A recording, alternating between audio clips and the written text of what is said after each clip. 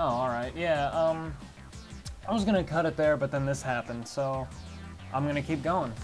I mean, you made an important character, and they throw it in that one spot that's before the autosave, and it's really inconvenient, I gotta be honest with you. But, you know, it's whatever. Just handle it. Go with it.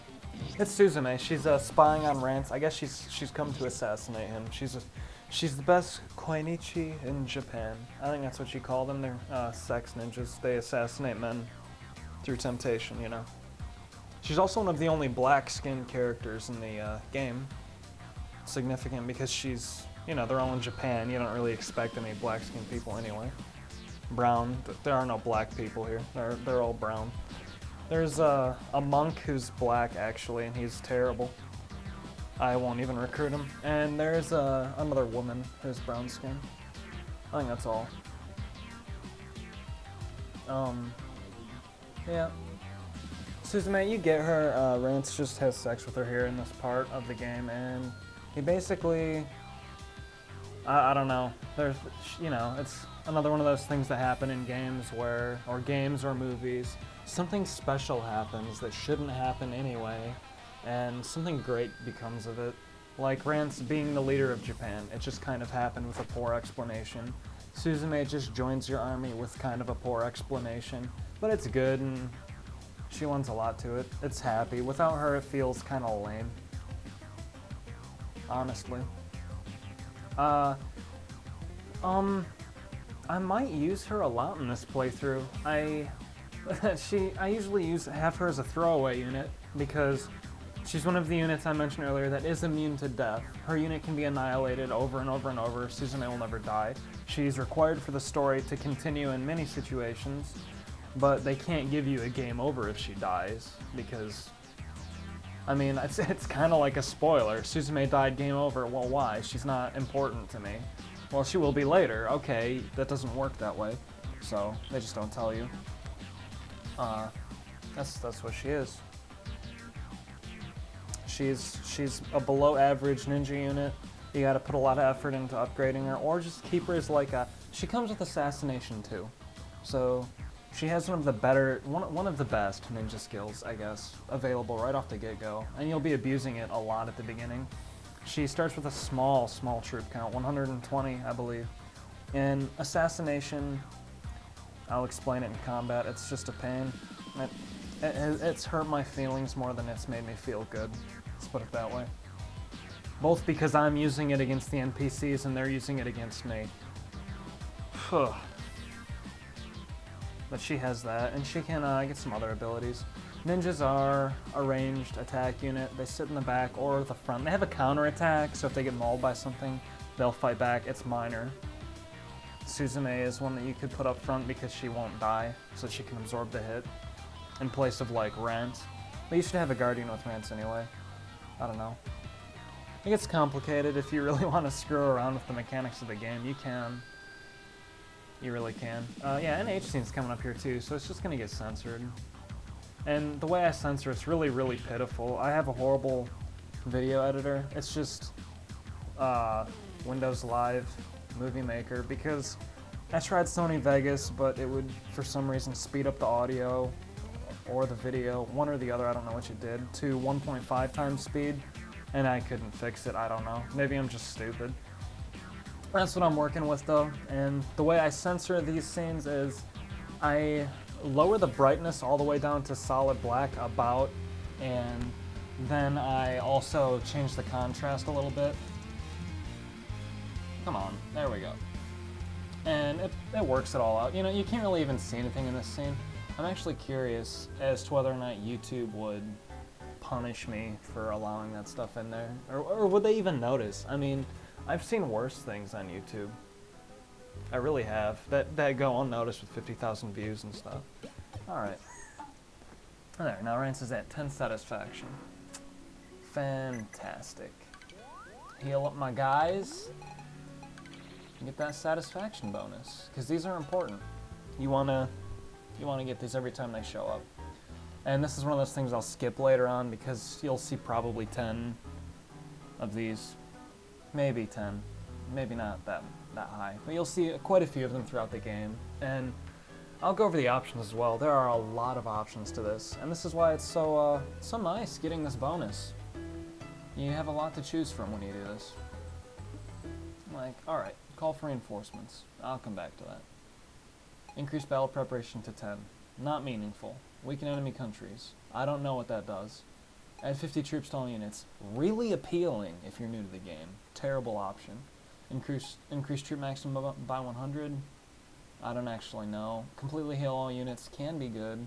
Recruit amazing old man. It's a very bad military unit. It's a guy that controls pandas. It's an old man that controls pandas, and they're not good. But he has like 8 and 9s in construction, negotiation, and whatever. Get item, mannequin cat. Terrible. It gives you 1 troop to every unit every turn. So if you play for 100 turns, you've gotten 100 troops for each unit. That's not good. Medetoshi becomes a kabuki actor. This is great. Now, I will be getting this because it leads to the most awesome unit in the game.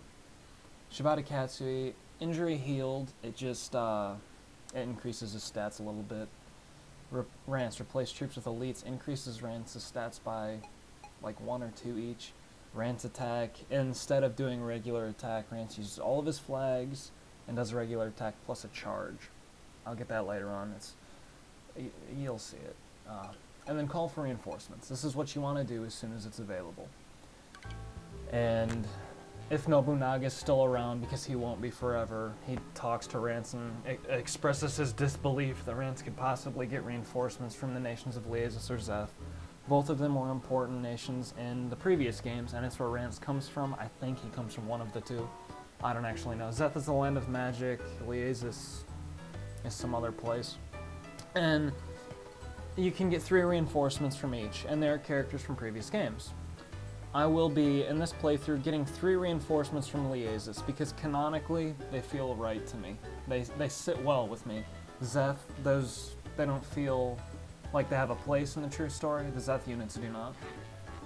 And that's my whole reason for doing it, really. I don't really have a preference to either side that I pull reinforcements from.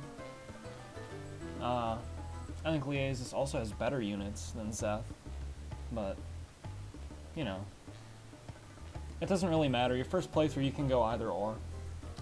The first reinforcement from either isn't very good. That's a rule. The last one from either is fantastic. Yeah, I don't think Nobunaga's going to be around to see the reinforcements appear, so he doesn't get to eat those words. Yep. Rance is very well known. Like, he saved those places in the previous games from being destroyed or something. So that's why he's able to get such a huge request fulfilled from them. I'm waiting for them to give me the option now. It's taking forever. He just demands Syl write a letter to one of those places. You know, he's not gonna do it. That's why he has a slave, I'm sure. Oh, and he's also explaining what he did to save them. I'm ignorant and I'm not going to read it. You can. So, yeah. Alright. Yeah, Liasis. Syl, write me a letter, please. No, he doesn't say please. That's too nice. She does that, and I think it's 5 turns, and then they'll appear.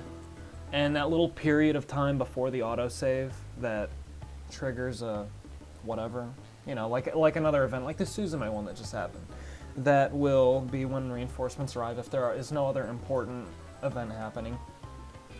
Or you can accept them from the capital. Also, I didn't go over the national power, really what it is, but if your national power is too high, you won't be able to accept them. And, yeah. Go to the prison. Neither of these are good. I don't want either of these units, so you just release them. Yeah, they're both terrible.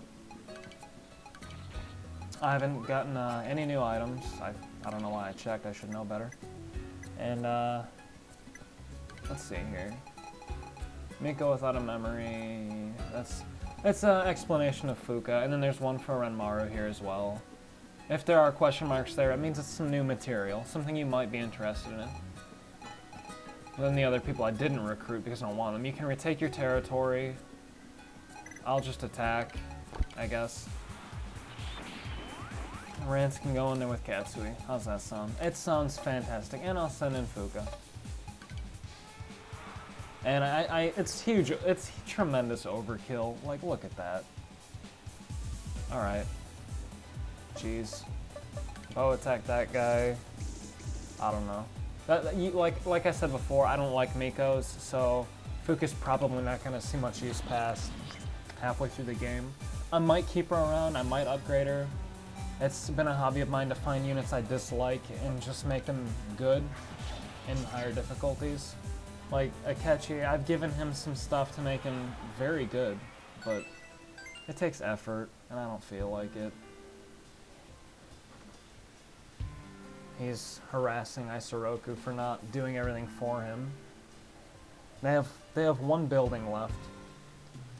And then I have conquered all of Ashikaga territory. Oh, Taro, that's her brother's name.